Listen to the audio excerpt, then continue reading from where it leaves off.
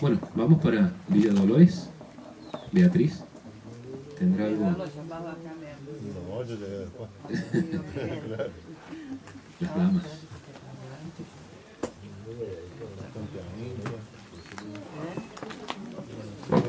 Y nos vamos a ir preparando en un ratito. Va a presentar el libro Raúl Montalbetti. Ya están los músicos para que... Bien.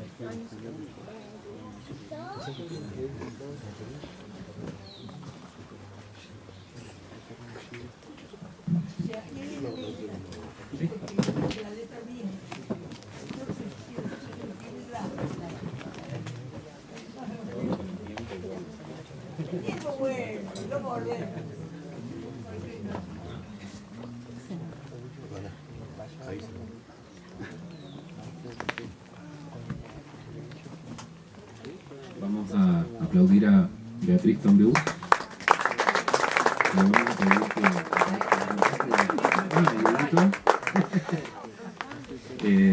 a pedir que Beatriz usted se presente y cuente un poquito. Bueno, en realidad este es un encuentro de poesía, pero yo ya en varios años que veo que se cultiva bastante el género narrativo, distintos tipos, ya sea relatos, cuentos. Yo vengo de Villa Dolores, formo parte del grupo literario Tardes de la Biblioteca Sarmiento, fundado por don Oscar Guiñazú Álvarez hace 57 años, creo, y 55 es el encuentro de este año. Y bueno, allí nos juntamos a delirar un poco, a escribir, a aprender escuchando a los demás. Hacemos un café literario los días jueves en la Biblioteca Sarmiento. Cuando hace calor nos juntamos en la Plaza de los Poetas. Y después ya, unos meses antes de octubre, nos abocamos a la organización del encuentro porque vienen poetas de todas partes. Muchos argentinos y algunos del extranjero. Y también formo parte de la Junta Municipal de Historia de Villa Dolores. Entonces son dos tendencias que me tensionan a la hora de escribir.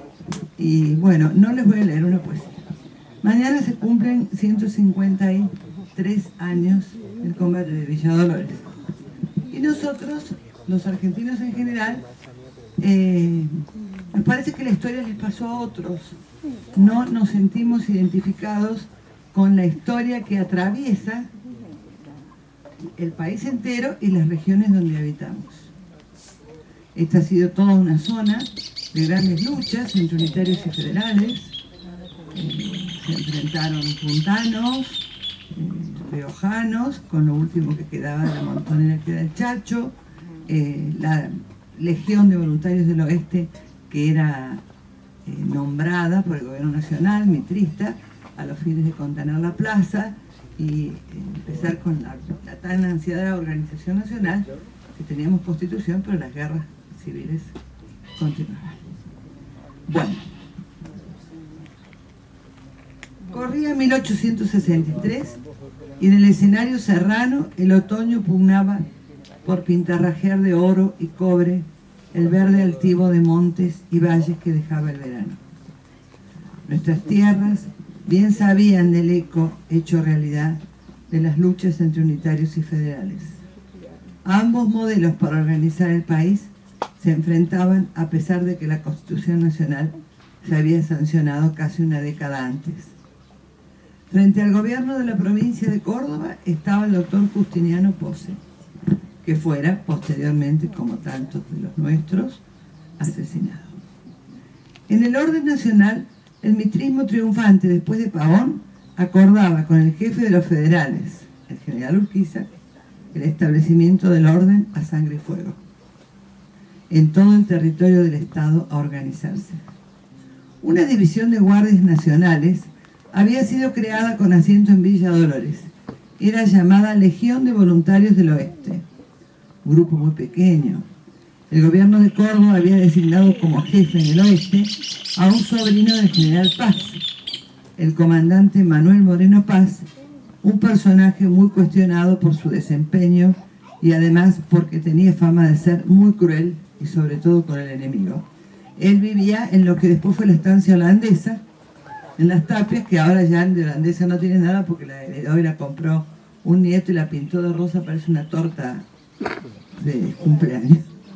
Bueno, pero los que la hemos conocido sabemos que era espléndida. Y todavía se conserva ahí un árbol donde ahorcaban al enemigo. Aquella legión estaba integrada por el jefe, imagínense esta cantidad. El jefe, 8 oficiales y 49 soldados. Ernesto Castellano, que fue un gran benefactor y médico de Villa Dolores, evoca los nombres de los oficiales. El capitán Pedro II Ferrari, porteño, como segundo jefe de caballería el mayor Wenceslao Garay, de Luyaba, el capitán Mercedes Pereira, de Los Talas, así se llama La Paz, San Juan de los Talas, el capitán Andrés Pérez, héroe de la defensa, y los tenientes Javier Bringas, Elías Castellano de Yacanto y Olavo Oviedo Chacón, el más bravo de todos. Sin duda, el amanecer de aquel 21 de marzo fue sacudido por el retumbar de los caballos, golpeando el tambor del llano, parafraseando a Federico García Lorca, que produjo pavor en la población del Paso del León, como se llamaba nuestra villa, porque nació al calor de la de San Pedro y hubo un momento que se hablaba de las hermanas. Bueno, hasta que ya la Virgen le fue concediendo por tradición el nombre de Villa Dolores. El Chacho Peñalosa se había levantado nuevamente con su montonera contra el gobierno nacional, ya que veía traicionado todo lo pactado en el Tratado de la Banderita y se sentía huérfano de la tutela de Urquiza. El comandante Puebla era el jefe de los llanistas, riojanos, y contaba con el apoyo de hombres federales que conspiraban contra el gobierno provincial, como los hermanos Ontiveros, el prestigioso don Feliciano Bringas, de las Rosas, etc. Los hombres de la Legión de Voluntarios, que habitualmente tenían su cuartel mayor en lo que hoy es el Club Social, era antes, ahora es una timba y hay un bar, fue el Mesón, ¿se acuerdan todos los nombres que tuvo? Pero era un lugar muy lindo y muy tradicional, frente a la Plaza Mitre, se habían atrincherado en una casa amplia que dio en llamarse desde entonces el Fuertecito, el supermercado Sarquís. Le llamaban el Fuertecito, cuenta Ernesto Castellano, y lo ubica allí. Los llanistas intimaron a rendirse, pero los valientes que defendían la villa, puñados, no lo hicieron bajo el mando del valiente capitán Andrés Pérez. Los invasores hicieron correr la voz que eran 2000 efectivos. En realidad, el número estaba exagerado para infundir el pánico, pero lo cierto es que sumaban casi 1000, superando ampliamente las fuerzas de los defensores. El combate fue feroz. Prosiguió desde el Fuertecito hacia la plaza, por lo que hoy es la calle Irigoyen, donde don Elías Castellano perdió una de sus manos por un hachazo enemigo y salvó la vida milagrosamente gracias a una vecina de origen puntano, doña Adelia Aguilar de Lucero, que clamando piedad enarboló en la puerta de su casa frente a la plaza un retrato del caudillo puntano Juan Saá, a quien amaban e idolatraban, el antepasado de los Rodríguez, y distrajo a la montonera que rompió en vivas al federal famoso, y así Elías pudo escabullirse y meterse en la casa de doña Adelia y salvó la vida. Hay fotos de él con la mano achada. El capitán Pérez perdió la vida al ser perseguido y alcanzado por el enemigo a la altura de la calle Felipe Hermann. Las lanzas pusieron fin a su indomable valor por defender la villa. El comandante Moreno Paz, al ver la superioridad numérica del enemigo, huyó para dirigirse a Córdoba a buscar refuerzos. Escuchemos el relato de la escena en palabras de Ernesto Castellano. Don Manuel Moreno huye hacia arriba por la actual calle Belgrano. Casiano Ontiveros, el Cacho, rayaba su potro doradillo frente a la Doña Cruz Gómez, hoy frente al Banco de Córdoba. Lo reconoce y le sale el cruce a media rienda. El comandante, civilización o barbarie, chocaba en el horror de los aceros y las lanzas que despreciaban la vida de todos y que a su modo enarbolaban en la ferocidad de las acciones dos miradas distintas sobre un objetivo común, el sentido y la organización definitiva de la patria. El Chacho, junto a sus fieles hombres, sea quizás la última figura legendaria de entonces, golpeaba de forma bárbara al régimen que se le imponía de un modo también bárbaro. Bárbaro fue también el procedimiento para aniquilarlo en Olta, por la espalda. Habían ejecutado a un valiente que luchó por sus ideales. Barrio Imposti, el historiador de Tras la Sierra, rescató numerosos documentos y cartas que ilustran que las vicisitudes de nuestro valle exalta también el valor de los federales que habitaban estas tierras y que se animaban a desafiar a las autoridades provinciales, pupilas del gobierno nacional. Han pasado, bueno, esto lo escribí el año anterior, 153 años de aquel combate que tuvo como escenario nuestra villa. Mucha sangre regó nuestra plaza. Y la muerte se enseñoreó enlutando a muchos.